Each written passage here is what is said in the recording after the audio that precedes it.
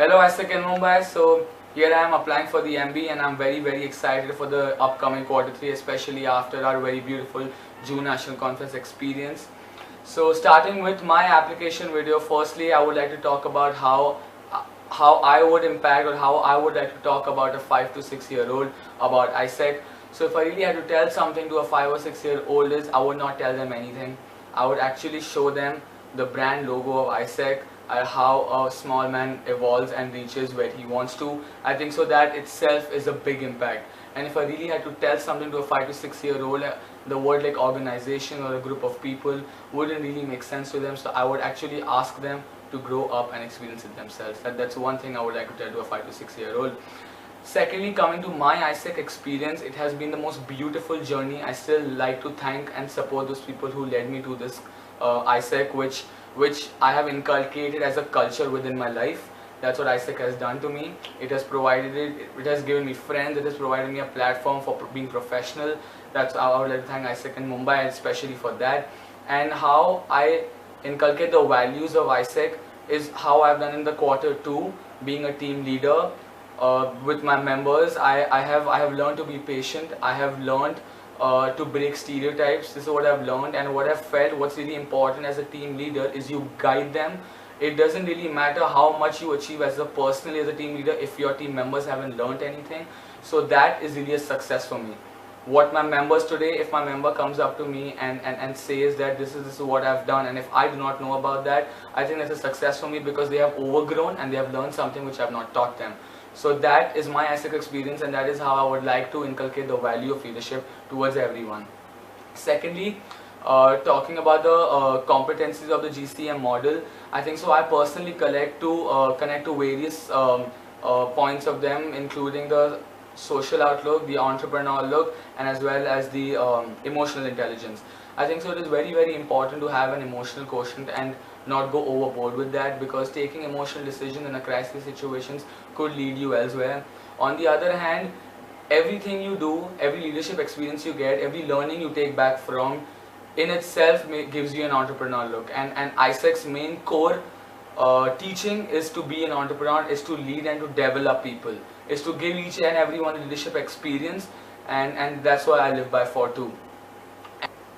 So if I had to explain about leadership in every experience, there's one thing I would definitely like to share, is that a leader is someone that demonstrates what is possible. A leader is someone that shows the way, goes the way, and he knows exactly what he wants. Because only when you know what you want can you inculcate the same in your members, can you inculcate the same around people, and can you make things happen. Because there are various times as a team leader or as a vice president, and whichever team you're leading, that you are going to face various ups and downs, and that is when you need to bring everyone up and make them believe that this is possible, not merely by saying it, or not merely if your numbers demonstrate it. It's basically at that time how you influence and how you make people believe and how you make them see the potential within themselves. It's how you enhance or enlighten the light within themselves and make them believe that this is possible, and we can do all this together. And if I had to tell about my personal favorite leadership story, it would be my second team meeting, where my members, which was the first time where all of my members were coming together, and I wanted to plan something different for them. So what I had done was, I had called up for a team meeting, and I had pre-hand told them the agenda, what we would be discussing, and also I had told them that we would co-create an agenda over there. So what I had done, I had called the 4 of them to a place, and I did not turn up. What my idea behind that was, that if I do not turn up, they will be confused, they will maybe panic, there may be chaos, but they will figure out a way together. That is what I wanted. And I thought that instead of me talking about my team culture or giving past examples would not help, but if I really make them come together as a team, where in a situation they would need each other without me being there, is if I can make that happen, if that pays off, then there's nothing like it. So personally for me, after that meeting, when I got a call saying that thank you for the fact that you actually didn't come, so that we got an opportunity to learn something by ourselves, so that we could figure out a way without you being there. I think so that is a personal favorite, and which will always stick to me, being my first team leader experience. And if I had to really sell myself in a minute, I would just let the people know one thing, that if you ever do have me in your team, or if you ever do have me working with you, you wouldn't have to look left or right, I would be there.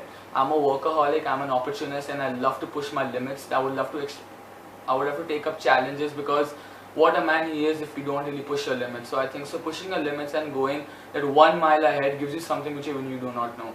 And as our Flight to 421 quote says, which I believe in it because it made complete sense to me the first time I ever read it, that a mile on the road may take you a mile away, but a mile on the highway will take you anywhere. So go on the highway, experience it, and live your journey. Thank you.